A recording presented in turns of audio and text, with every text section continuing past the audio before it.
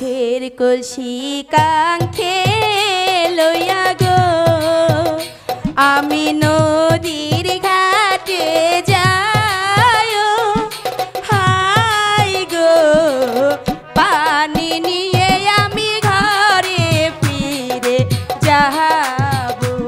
সখী বলো। অনেক দিন হয় নদীর ঘাটে যাই না। হ্যাঁ যাই না, চলো না আজ কলসি নিয়ে নদীর ঘাট থেকে পানি নিয়ে আসি। ঠিক আছে তাই চলো।